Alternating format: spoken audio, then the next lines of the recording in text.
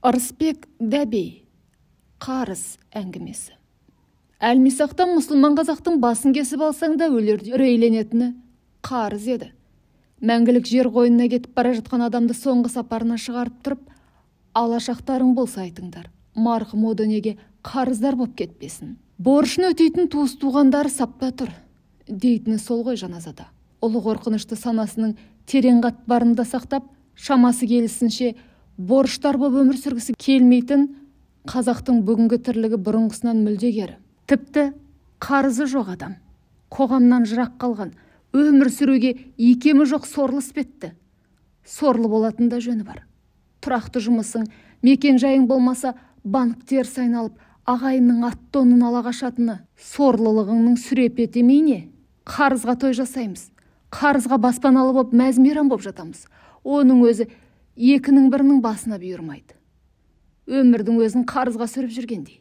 Әлдекімге өкпеміз қара қазанда көп кіжініп қоямыз. Малыңа дос, жылтыраққа жаны құмар бүгінгі жұрттың ежелгі санасында борыштың үлкені ананың ақ сүті.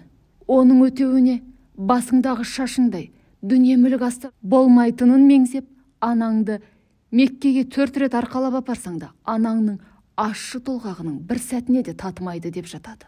Бұл енді әркімге түсінікті жайт. Айтпағымыз, ананың ақ сүтін ақтай алмай жүргенде келесі бір борышқа, тіпті күнәға батқанымызды ескермейтін, бабадан қалған тыйымға пысқырмайтын ұмытшақтығымыз туралы еді.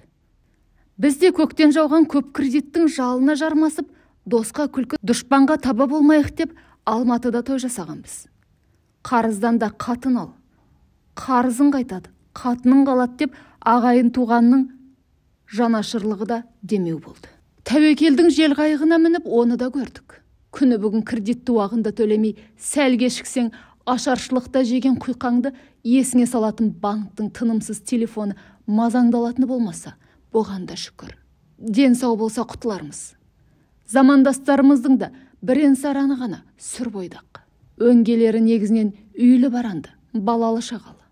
Тірлігіміздің құсап кететін тұстар өте көп. Әсіресе қарыз туралы әңгіме бола қалса. Үй жайында шырын қиялға берілсек, қосыла боздаймыз.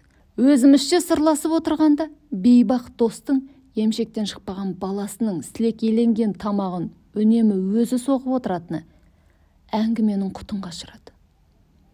Неше рет айттым да, ей, көк соққан, омыраудан шықпаған баланың сілекейленген тамағын шешесі немесе кішкентай балалар болмаса, әкесі не үлкен адамдар жеуге болмайды.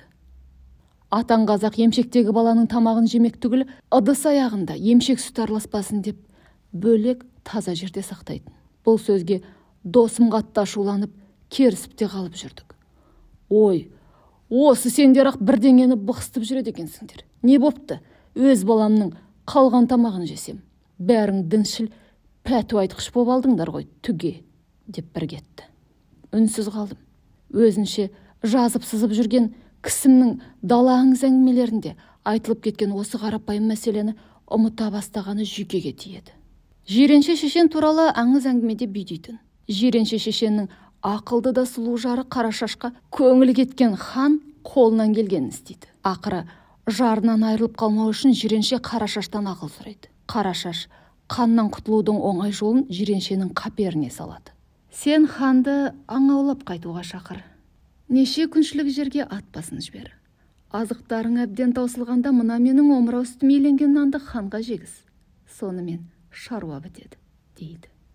Барлық шаруа ойдағыдай өтіп, Қарашаш айтқандай соңғы нанды тамсанып жеген патша Жиреншеден: сонша жыл ел билесем де, бұндай тәтті нан жеп көрмеппін. Неге сонша тәтті? Деп сұрайды. Жиренше шындықты айтады. Аттан домалап түскен патша шешеннің аяғын құшып кешірім беруін өтінеді. Өмірі қолы жетпей жүрген ғашығының бірден анасына айналғаны аттан жұлып алмағанда қайтеді. Достың омырау үстінің иісі сіңген жарталманы күтір-күтір шайнап күйсейтіні Абай Жарықтықтың айтқаны тағы бір алдыңнан шығарады.